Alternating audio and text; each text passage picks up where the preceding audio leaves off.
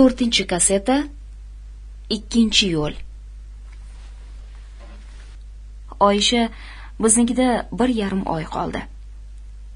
Ketishidan 1-2 kun oldin endi fikrlarimga, harakatlarimga e'tiroz etmas, lekin yoqtirganini ham bildirmasdi. Ketishimga oz qoldi.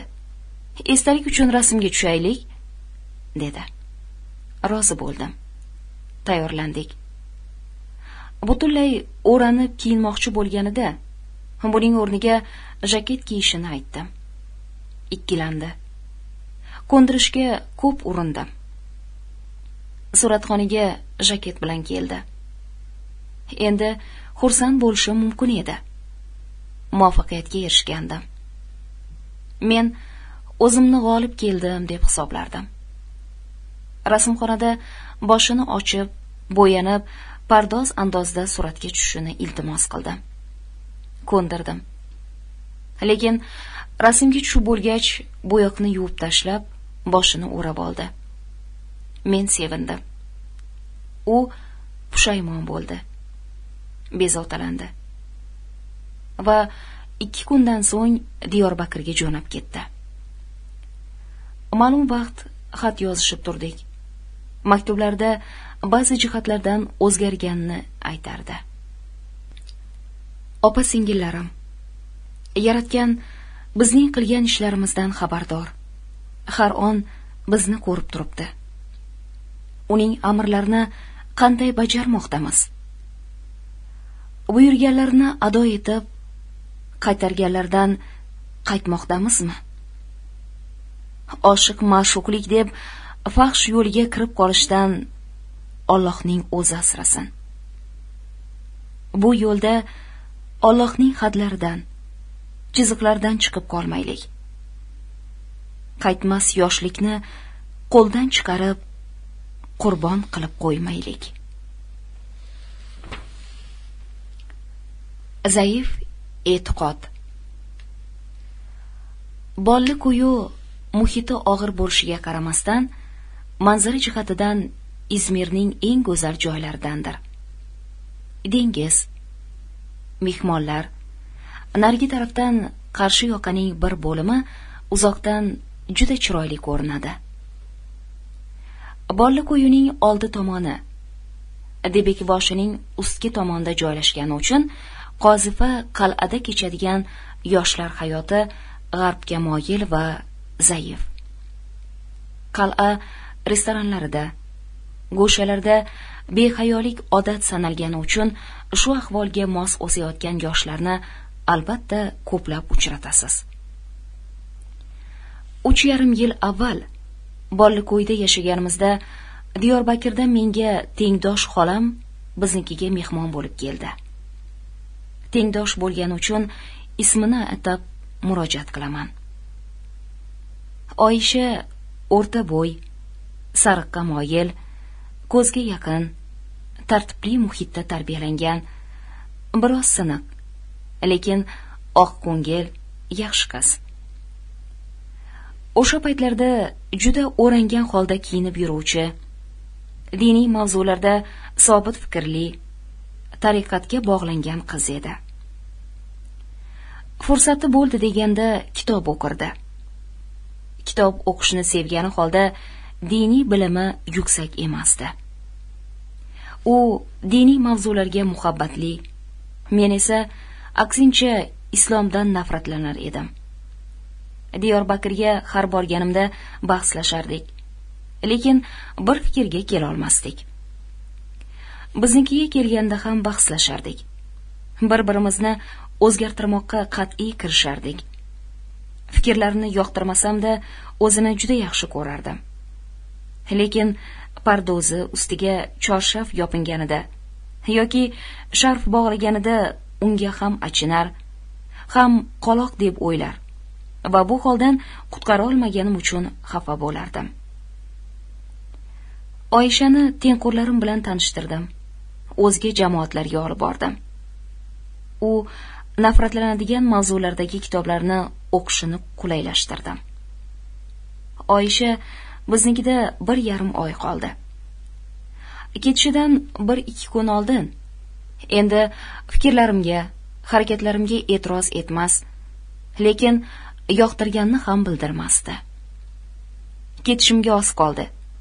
Esdalik uchun rasmga tushaylik, dedi. Rozi bo'ldim. Tayyorlandik. Butunlay o'ranib kiyinmoqchi bo'lganida, buning o'rniga jaket kiyishini aytdim. Ikkilandi. Ko'ndirishga ko'p urindim. Suratxonaga jaket bilan keldi. Endi xursand bo'lishim mumkin edi. Muvaffaqiyatga erishgandim. Men o'zimni g'olib keldim deb hisoblardim. Rasmxonada boshini ochib, bo'yanib, pardoz andozda suratga tushishini iltimos qildim. Ko'ndirdim. Lekin rasmga tushib bo'lgach, bo'yoqni yuvib tashlab, boshini o'rab oldi. Men sevindim. U pushaymon bo'ldi. Bezovtalandi. Va 2 kundan so'ng Diyorbakirga jo'nab ketdi. Ma'lum vaqt xat yozishib turdik. Maktublarda ba'zi jihatlardan o'zgarganini aytardi. Bu o'zgarishlar nima ekanini taxmin qilib sevinardim. Lekin afsuslanmas, vijdonim qiynalmasdi. Oradan ma'lum muddat o'tib, Parvardigorimning menga hidoyati nasib etdi va mening fikrlashimda o'zgarish yuz berdi. Oysha bilan yozishmalarimiz 1,5 yilki to'xtagandi.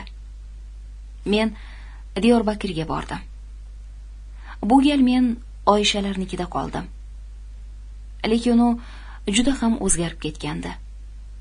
Uylariga qancha erkak mehmonlar kelsa, boshi ochiq holda ularga bemalol xizmat qilar, ravoqqa chiqar, faqat tashqariga chiqqandagina o'ranardi. Ichim sirqiradi. Pushaymon bo'ldim. Uning bu holiga men sababchi edim. Lekin hech narsa deya olmasdim. Bir kecha o'tirib, tonggacha suhbatlashdik. Pushaymonligimni, unga nisbatan qilgan nohaqligimni aytdim. Islomni anglatmoqqa harakat qildim. Bo'lmadi. Qaytishdan qo'rqardi. Teskari ahvol. Ilgari men uni islomdan uzoqlashtirish uchun yomonlagan bo'lsam, endi islom go'zalliklarini aytib qaytishi uchun yolvorardim. Diniy kitoblar o'qitdim. Foydasi bo'lmadi. Izmirga qaytgach, tez-tez xat yozdim. Javob bo'lmadi. Nihoyat maktub keldi. Maktublaringda dindan so'z ochma. Chunki yozadigan biror narsa topa olmayman. O'zgarishimni o'ylama. Xulosa qilib aytamanki, Oyshaga qilgan haqsizligim va bu hol qarshisidagi vijdon qiynog'ini hech qachon unuta olmayman. Jazo.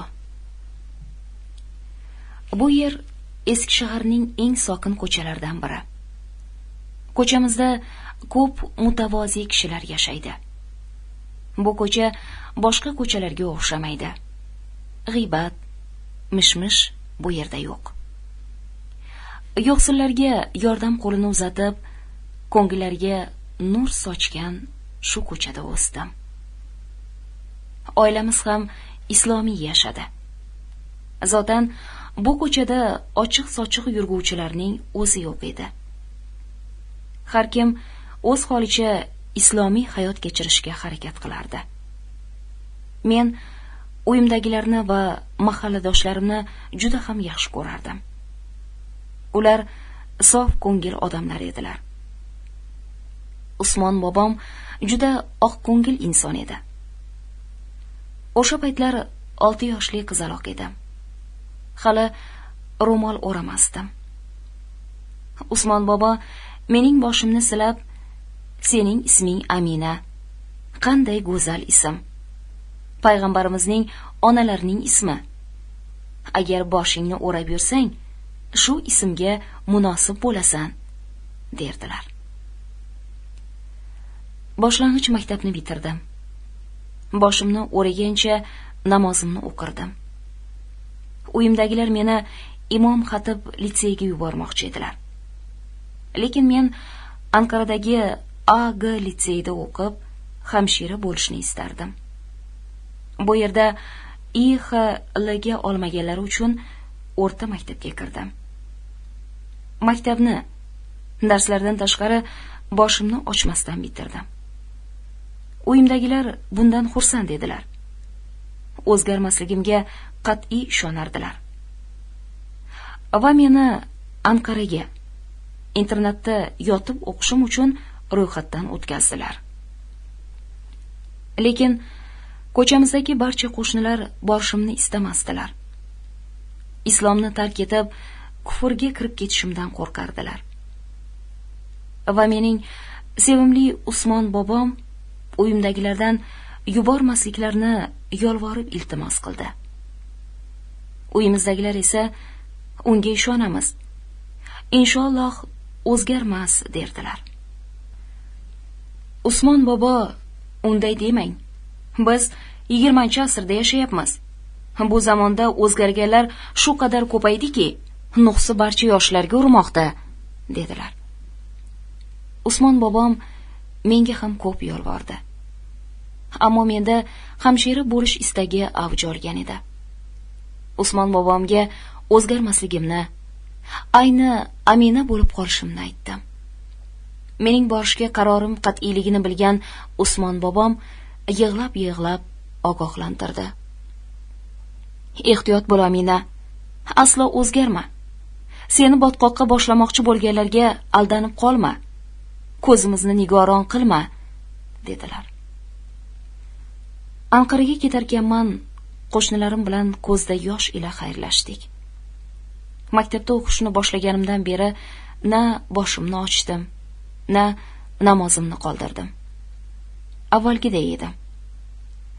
Kechalari tomosha qilish uchun TV bor edi. Lekin men tomosha qilmas, faqat diniy romanlar o'qirdim. 2-yilimning 2 oyi ham shu tariqa kechdi. Bir kuni hamma Oynai jahon tomosha qilayotganida men bir go'shaga chekinib diniy roman o'qirdim. Bir erkak ovozdan cho'chib tushdim. Yolg'izmisiz? Yoningizda o'tirishim mumkinmi? dedi. Asabiylashdim. Yo'q, mumkin emas, dedim va boshqa joyga o'tirdim. Bu yangi yosh muallim edi. Yana yonimga keldi. Noto'g'ri tushunmang. Diqqatimni tortdingiz. O'qiyotganingiz har holda diniy roman. Mening ham dinga muhabbatim va aloqam bor, dedi. Yumshadim. Chunki dindan so'z ochdi.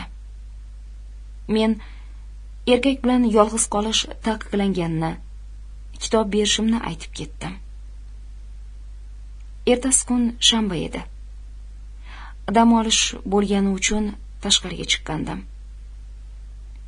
Yana o'sha muallim yonimga keldi. Romandan biroz o'qigani, juda yaxshi ekanini va hokazolar haqida gapirdi. Men bu yerda bo'lishimiz man etilganini takrorladim. Go'yo maktabda begona muallimlar bilan bir yerda bo'lmagandaysiz, dedi. Nima deyishni bilmay hayron bo'lib dovdiradim. Keyingi kunlarda muallim menga darslarda sinovlardan yordamlashadigan bo'ldi. Bu ahvol menga yoqmasdi. Shaytoniy fikrlari bilan ta'sir qilishga harakat qilardi. Islomga yaqin qarashlari bilan ham meni hayron qoldirardi.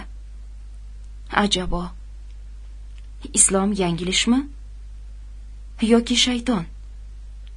Bilolmasdim. Menga erkak bo'lmagan joyda qizlar orasida boshni ochish mumkinligini aytardi.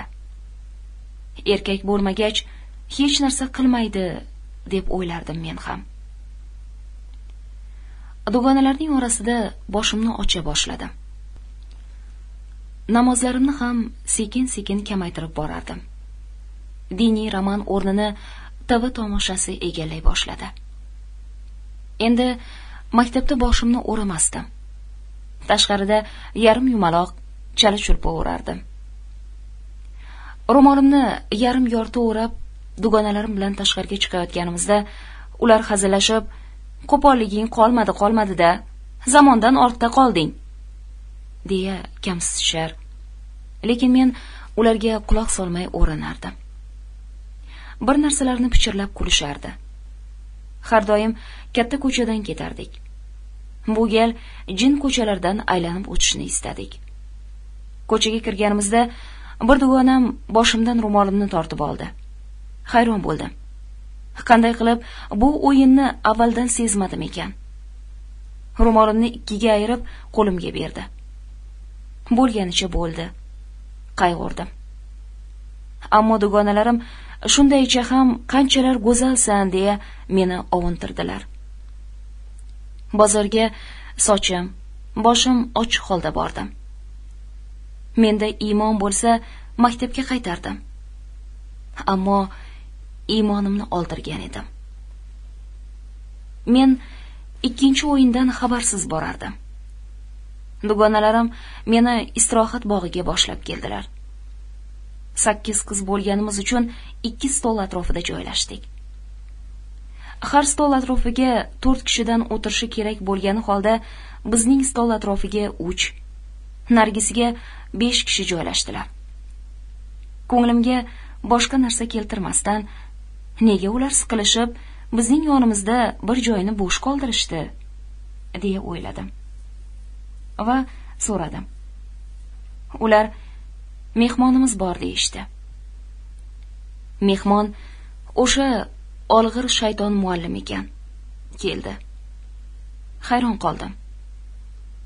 Bu yerga kelishimizdan qanday xabardor bo'ldi ekan? Va mening ham bundan xabarim yo'q. Dugonalarim qaydan bilarkan? Kayfiyatim buzildi. Bog'da aylanib kelganimizdan so'ng 2 dugonam bir bahona bilan turib ketishdi. Orqadagi stolga qaramasdim. Qaramoqchi bo'lganimda muallim gapga tutib qolardi. Yo'lini topib qaradim. Ikkimiz yolg'iz qolganimiz, oqshom bo'lib qolganidan bezovtalandim. Dugonalarim ketib qolganini bilgach, juda jahlim chiqdi va shu holda muallimga tikildim. "Oho, qachon ketishdi ular? Gapga berilib bilmay ham qolibmiz", deya safsata sota boshladi. Jahl bilan "Yolg'onchi!" deb baqirdim. Qayergacha yugurib borganimni bilmayman. Faqat yig'lardim. Maktabga borish yo'lini bilmasdim. Taniydiganim faqat shayton muallim edi. Har tomonda mast alaslar tentirab yurishardi.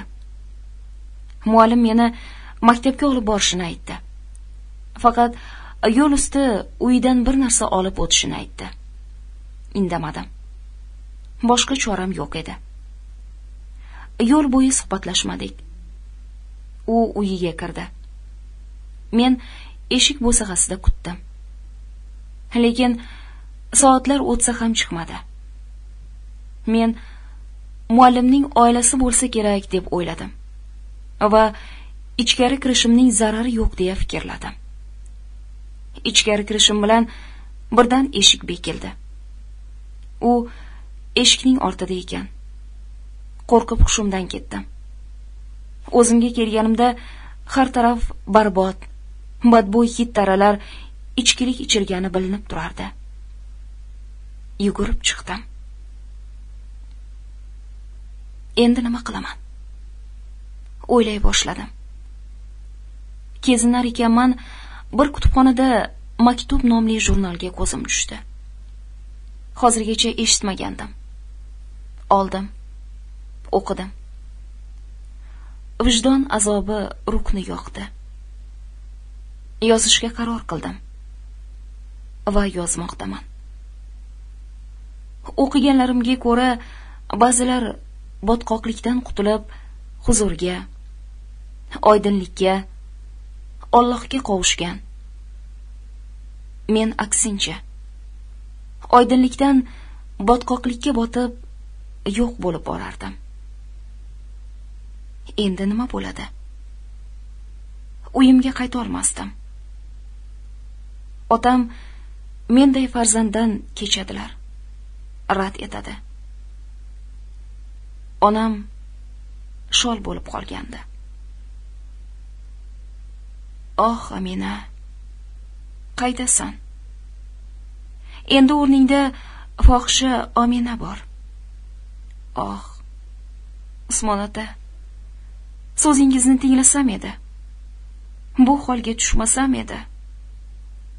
Oh, ota, meni o'ldirsangiz edi-yu, faqat bu yoqlarga yubormasangiz edi. Oh, avvalgi Aminangiz yo'q endi. Sevimli Aminangiz o'zgarganini ko'rsangiz edi. Islomiy, o'rnak qiz edi. Endi zinokor ayollarga, Avrupalashgan qizlarga o'rnak bo'lguvchi Aminaman. Koshki ismim Amina bo'lmasa, unga dog' tushurmasam edi. Onamning chinqirig'ini unutolmayman. Assalomu alaykum. Men litseyda o'qigan yillarimdan ayol erki sotsializmda ekanini xayol qilib, unga ko'ngil berdim. Lenin, Marks ta'limotini o'rgandim. Natijada uyimdagilar qattiqqo'l bo'lganligi sababli xur bo'lish, sotsializmga yanada yaxshiroq xizmat qilish, Dorulfununda o'qish uchun uydan qochdim. Uyimdagilar namoz o'qi, boshingni o'ra deb urardilar. Men esa namozda shunchaki turar, hech narsa o'qimasdim. Dinimizda namoz o'qimagan yengilroq uriladi. Lekin o'sha kungi mening ahvolimday tayoq aks ta'sir etadigan din namozdan ko'ngilni qoldiradigan bo'lsa, har holda bunday ish tutilmagani ma'qul. Mavzudan chiqib ketmayin. So'nggi tengqurlar vositachiligida uydan qochgach, qandaydir esimda yo'q. Sababga ko'ra Dorulfunun imtihonlariga qatnasha olmadim. Mayli, bir ishga kirarman. Qolaversa, so'lchi do'stlarim bor derdim. Yangi turmush qurishgan er-xotinning yonida qolar. Ularning ish tashlashlari, ochlik e'lon qilishlari va ba'zi seminar mashg'ulotlariga qatnashardim. Bir joyimiz bo'lardi. U yerda har kuni ularni uchratib yoki ish tashlash joyida topib, o'sha yerda o'tirardim. Bir ishga kirish imkoni bo'lmadi. Endi erkin edim. Boshim ochiq, jins shim ola olmagan, ammo shimda qo'l oyoq ochiq holda aylanardim. Agar erkak madaniyatli bo'lsa, ochiq ayolga aslo qaramaydi, hech zavq tuymaydi deb o'ylardim. So'lchi erkaklar menga hech yomon ko'z bilan qaramaydi deb ularga ixlos qo'ygandim. Albatta, sotsializmga ham. Xatolik insonda, sotsializmda emas deb bilardim. O'ylardimki, bular xayoldagi ziddiyatlar, burjuaziyaga xos qoldiqlar, eskiliklardir. Bir kuni mashina ortiga erkak ayol aralash o'tirib, ish tashlaydigan joyga ketdik. Chordana qurib o'tirdim. Shim kiyib olgandim. Erkaklarning ko'zi istar istamas menga tushdi. Men o'tirishimni o'zgartirdim. Bular burjuaziya qoldiqlari, haqiqiy e'tiqodli odamlar bo'lsa edi, qaramasdilar dedim. Vaqti bilan tug'ishganlarimni sog'inar, ammo ichimga yutardim. Ota-onam urgani uchun sog'inmayman deb o'ylardim. Bir kecha bo'lganicha bo'ldi. Men qolgan oilaning ayoli bir kunga boshqa joyga borishi kerak edi. Va men eri bilan qolishimning hech bir zarari yo'q. Ular ham shunday o'ylaydilar deb hisoblardim. O'sha kecha uyqum kelmadi. Aka, uxlay olmadim. Suhbatlashaylik dedim. U yotog'imga keldi. Suhbatlashish o'rniga noxush qiliqlar qila boshladi. Qotib qoldim. U davom etar, lekin ikkimiz ham kiyinib olgandik. Albatta, yomon ish sodir bo'lmasdi. Lekin mening sotsialistik birodarlik degan tushuncham puchga chiqqandi. E'tiqodli odam shunday bo'ladimi? Men ruhiy tushkunlikka uchrab, qo'shnilardan jomadon so'radim. Nima qilganimni hanuz bila olmayman. Va ko'zimdan ma'no ketganini ko'rishgach, meni polisga olib borishdi. So'ngra bir yarim oygacha ruhiy kasalxonada yotdim. Chiqqach, avval yurgan yo'llarimni bilmadim. Avval boshidan kechirganlardan bildimki, elektroshok kursida miyaning bir qismini, xotirani zaiflashtirar ekan. Hayajonda jumlalarni kelishtira olmayapman. Menga ham elektroshok qo'llabdilar. Shuning uchun ancha vaqt o'sha yo'llarni xotirlay olmadim. Yana ko'p narsani eslay olmasligim ham shu tufayli edi. Ammo tuzaldim. O'ynab kulib uyga keldim. Uy ishlarini ozmi ko'p qila olardim. Go'zal va yosh ayol bo'lganim uchun xotini uyda yo'q paytlar o'sha sotsializm da'vosidagi odam meni yana bezovta eta boshladi. Men bu qadar irodasiz emasman. Nima bo'ldi? Menga sen ta'sir qilyapsanmi? Bilolmayapman, derdi. Ha. Allohni inkor etgan uning yaratganini ham inkor etardi. Ko'nglidagi qarshi jinsga bo'lgan tug'ma hisni inkor etar. Lekin Allohning qonuni qarshisida ojiz edi. Men har gal qattiq qarshilik qilib to'xtatardim. Men uni ota-ona o'rnida ko'rgandim. Xayol buzuqligi, qalb aynishi faqat dindorlarda bo'ladi deb o'ylardim. Litseyda bir sevganim bo'lardi. Doim uni o'ylardim. Agar u menga uylanganida uydan ham qochmasdim. Sevgim yo'lida hatto sotsializmdan voz kechardim. Ammo unga qochaylik deganimda u hech narsa demadi. Nega qochmoqchisan deb so'radi. Meni o'zim xohlamagan bittasiga uzatmoqchilar, o'qitmoqchi emaslar, dedim. Va uning og'zini poyladim. Lekin u indamadi. Shunda ham uni o'ylardim. Menimcha, ayol yolg'iz bir erkakka, erkak ham bitta ayolga ko'ngil qo'yishi mumkin derdim. Qur'on ham xotinlaringiz orasida adolat qila olmaydigan bo'lsangiz, bittasi bilan kifoyalaning deya ogohlantiradi. Ya'ni erkakning yaratmishi ham umuman bir kishiga, ayolga ko'ngil beradi demak. Bu aslida mavzumizdan tashqari. Hanuz aybni islomga qo'yishadi. Shuning uchun yozdim. Bu boshqa mavzu. Shu bois shu yerda to'xtataman. Asablarim taranglashib toldimi, bilmadim. Yana xastalandim. Ovqatni og'zimga olib kela olmaydigan holga tushdim. Emlandim. Lekin tuzalmadim. Meni uyga qaytardilar. Otam ho'ngrab bag'riga bosdi. Agar rad etsa, holim nima kechardi? Bilmayman. oilamiz hech kimning yuziga qarolmaydigan bo'lishdi.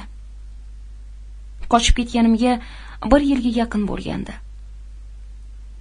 Sekin-sekin har nimamdan ayriganlarni ayblamas, sotsializmni ham, ularni ham yomon ko'rmasdim. Nima bo'lganini bilmas, go'yo sehr qilingandim. Ma'lum vaqt onamlarnikida karaxtligim davom etib, sezgirligim susaydi. Polis tergov o'tkazdi. Biror ayb topmadilar. Hech qanday jazo olmadim. Jamiyatdan ko'rgan jazo ham menga yetarli edi. Onamning asablari zaif edi. Yanada xafa bo'lib, uzilib qolay dedi. Lekin meni ko'rishlari bilan kuchli va qattiq chinqirdi. So'ngra meni ruhshunosga eltishlarini aytdim. Bir marta bordik. Keyin dori iste'moli va ota-onamning mehr muhabbati bilan qisqa vaqtda tuzaldi. Endi uyimdagilar avvalgiday boshingni o'ra deb qistovga olmasdilar.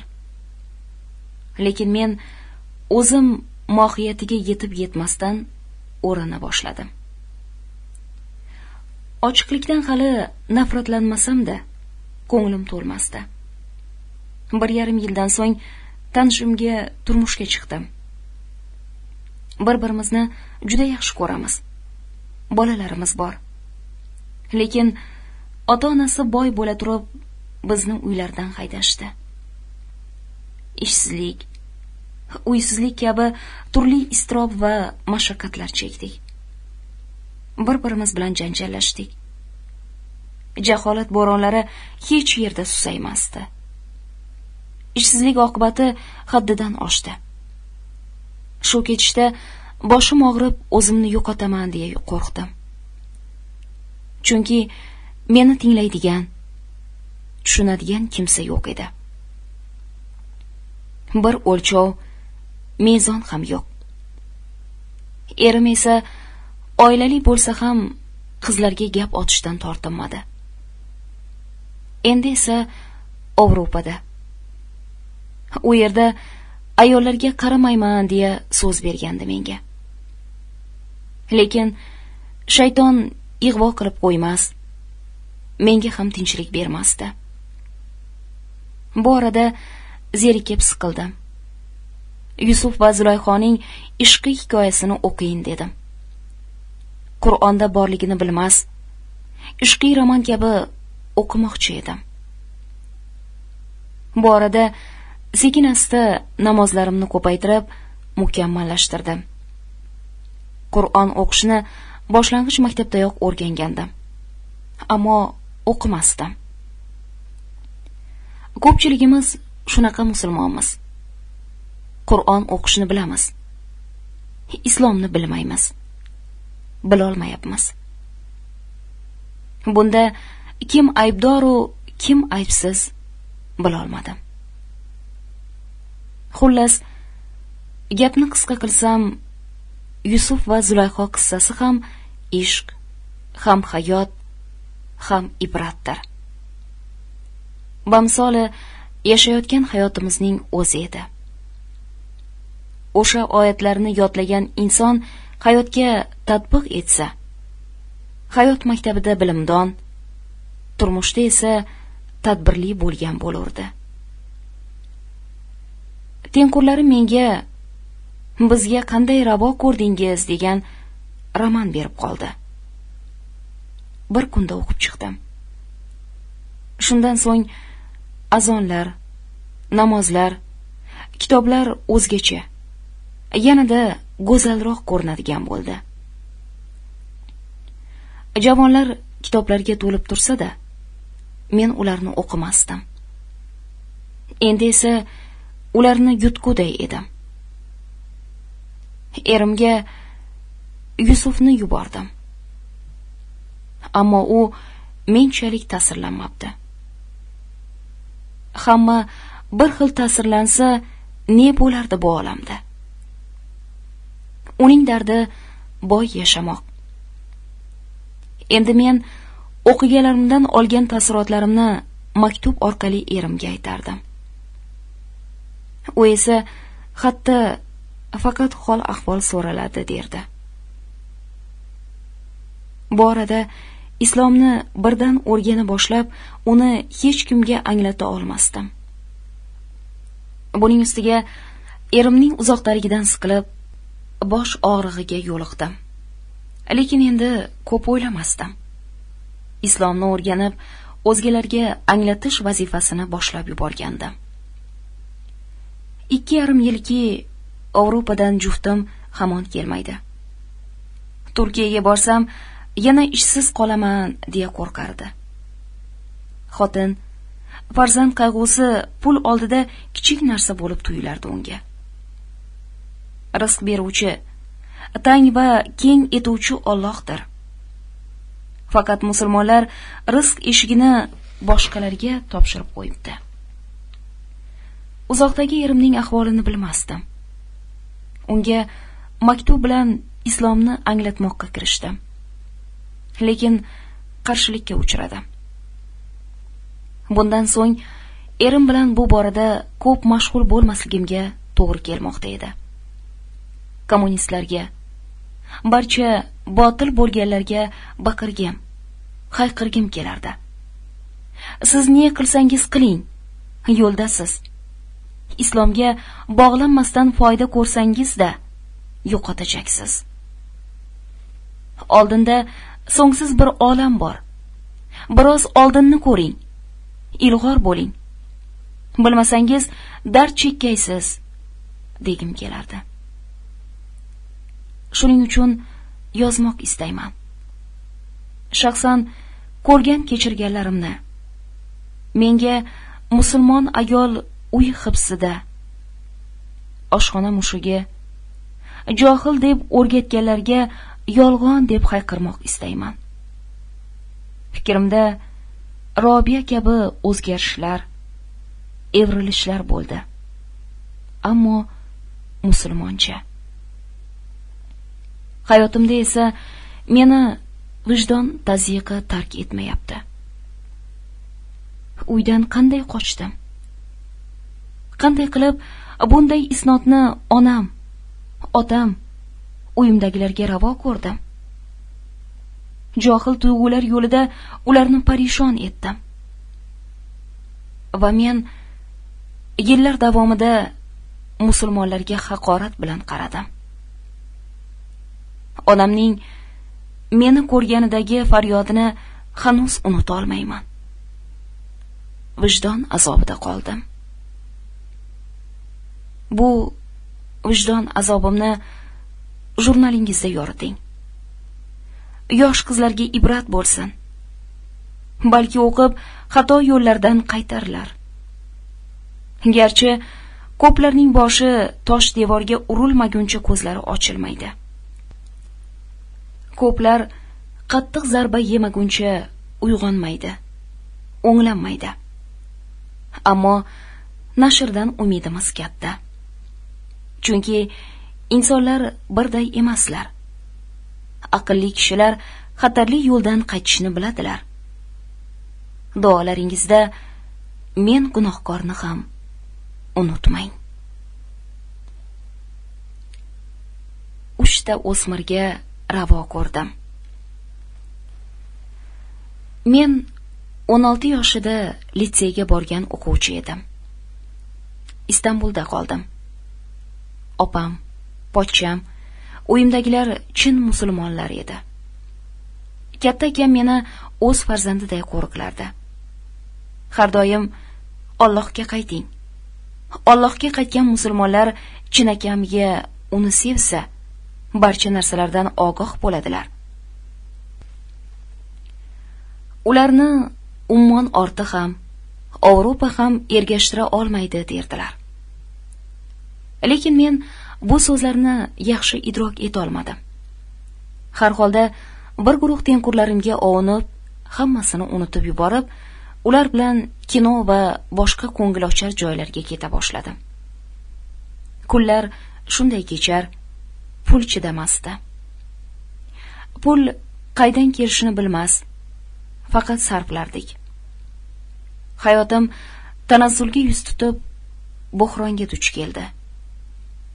Bir tomonda inson orzulagan har narsa, ikkinchi tarafda Allohning qonuni.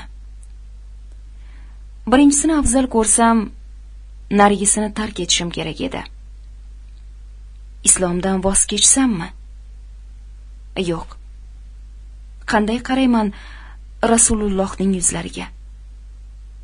Lekin bunday o'ylashimga qaramasdan irodam, to'g'rog'i iymonim zaif edi.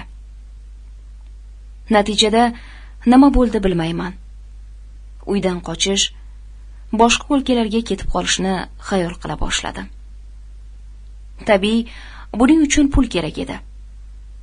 Yurtdan tashqariga, har kuni gazetalarda maqtalayotgan Marmarisga borib, kunimizni farovon va shod o'tkazmoqchi bo'lardik. Nima qilsak ekan? Gazetalar go'yo bizni uydan qochishga, o'g'irlikka tashviq qilardilar. Keyin qaror qildikki, otamning g'aznasini o'maramiz va qochamiz. Men yashirin reja asosida otamning cho'ntagidan g'azna kalitini olishga muvaffaq bo'ldim. Do'stlarim g'aznadan millionlarni o'mardilar va Istanbuldan qochdik. Bezovta edim. Ham dinimga, ham oilamizga xiyonat qilgandim. Lekin rangin dunyo menga jozibadorroq tuyulardi. Faqat menga emas, barcha yoshlarga shunday tuyuladi. Lekin yosh inson o'zini qanday nazorat qilishi kerak? Va nihoyat tutildik.